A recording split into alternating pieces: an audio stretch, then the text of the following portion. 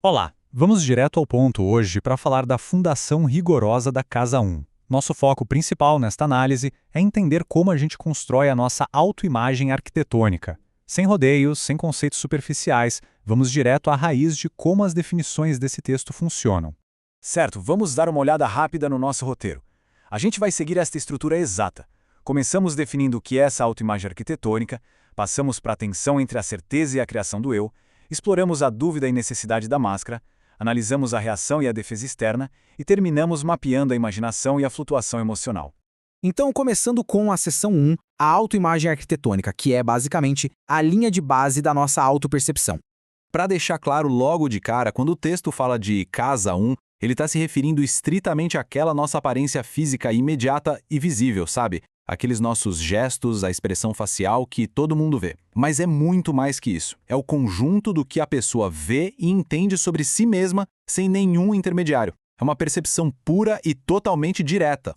E esta frase exata do texto captura a essência de tudo o que estamos dissecando aqui, a autoimagem arquitetônica. Pensa nela como uma estrutura fundamental, o verdadeiro alicerce da sua identidade pessoal, que já está ali operando muito antes da gente aplicar qualquer defesa psicológica complexa no nosso contato com o mundo. Vamos avançar para a seção 2, certeza e criação do eu, o evidente por si mesmo versus o fabricado. E isso ilustra brilhantemente o contraste central que a gente tem na Casa 1. De um lado, temos o símbolo do Sol, representando uma transparência inquestionável. E do outro lado, num contraste profundo, temos Júpiter operando através de uma criação totalmente plástica e maleável da identidade. Olha só o Sol na Casa 1. O texto define ele como uma inteligência intuitiva autônoma. A primeira grande certeza dessa natureza é ela mesma. É um mecanismo que se considera tão transparente aos próprios olhos que acha quase impossível não ser transparente para os outros também. A pessoa usa a própria biografia e os papéis que ela já desempenhou como a chave absoluta para entender o mundo, projetando sua realidade inteira a partir desse modelo próprio, com a liberdade sendo seu traço fundamental. A síntese do Sol consolida muito bem essa ideia, intuir primordialmente e toma como modelo de toda a percepção da realidade sua autoimagem. É uma natureza profundamente autônoma, né? Para essa pessoa, tentar enxergar a perspectiva alheia exige um esforço gigantesco, porque sua própria autopercepção é literalmente o Sol central de todo o seu sistema de realidade.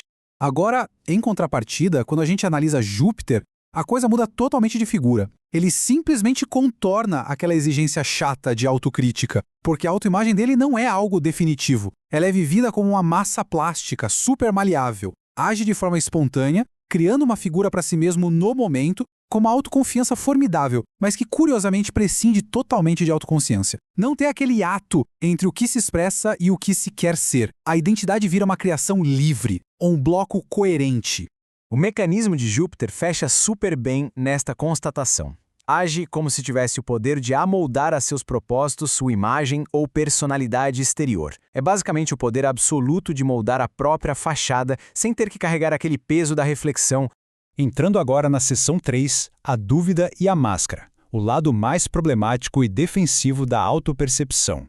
O texto nos joga de cara nesta pergunta que, na verdade, é a grande aporia de Saturno. Existe um hiato, um espaço, entre a sua identidade interna, o verdadeiro eu, e a sua aparência física externa?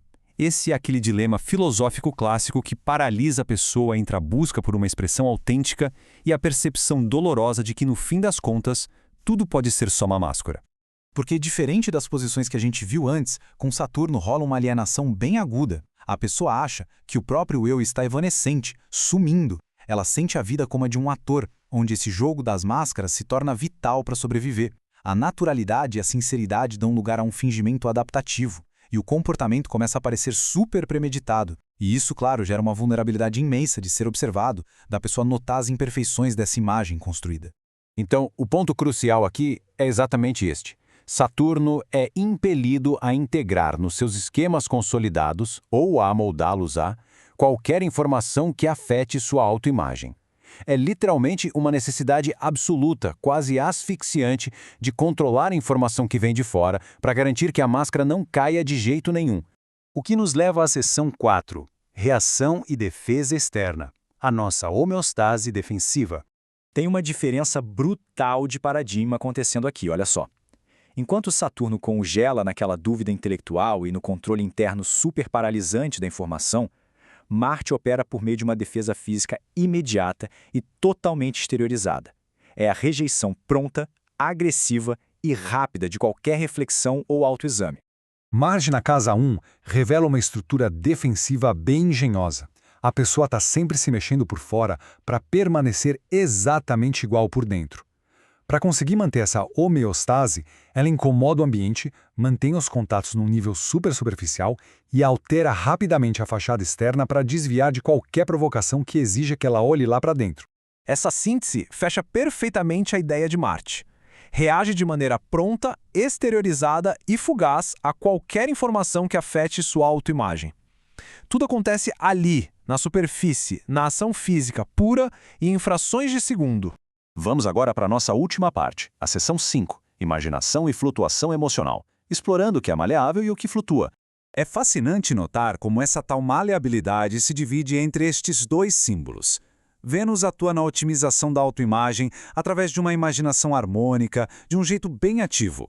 Já a Lua, diametralmente oposta, tem a sua autoimagem reescrita de forma completamente passiva, ficando à mercê de estímulos e humores atmosféricos externos. Falando de Vênus na casa 1, a pessoa guarda na memória imagens e posturas de si mesma para otimizar papéis futuros. A fantasia é de longe a sua maior barreira de defesa. Ela sempre imagina que a presença é melhor do que a realidade bruta.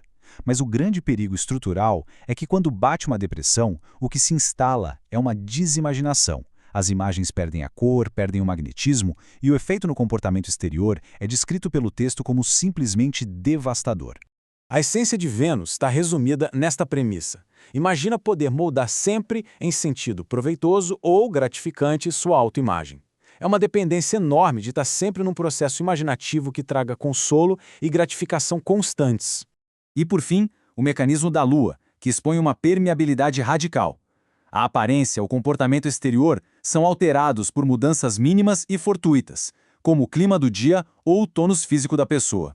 E aí, esse componente emocional começa a atuar sobre os outros de forma visível, quase como um ímã. A pessoa avalia a própria imagem fugindo do intelecto, baseando-se puramente em sentimentos supervagos de mal-estar ou bem-estar. Uma conduta marcadamente cicloide, com altos e baixos. Agora, o que é realmente interessante nesta constatação final sobre a Lua é isto. Ela sente como fonte principal de motivação ou desmotivação tudo o que afete sua autoimagem. Toda a gravidade da existência psicológica dessa estrutura orbita em torno dessas marés emocionais que são super visíveis para todo mundo. E para fechar nossa exploração estrutural de hoje, eu deixo uma provocação fundamental para a gente pensar. Se essa tal de autoimagem que a gente apresenta para o mundo é tão intensamente construída e defendida por todos esses mecanismos simbólicos variados, seja pela criação plástica de Júpiter, a racionalização de Saturno, a defesa física de Marte ou a imaginação de Vênus e da Lua, onde é que reside lá no fundo a nossa verdadeira identidade, aquela que não sofre nenhuma mediação? É uma questão incrível que merece uma reflexão profunda. Fica aí o questionamento para vocês pensarem. Até a próxima!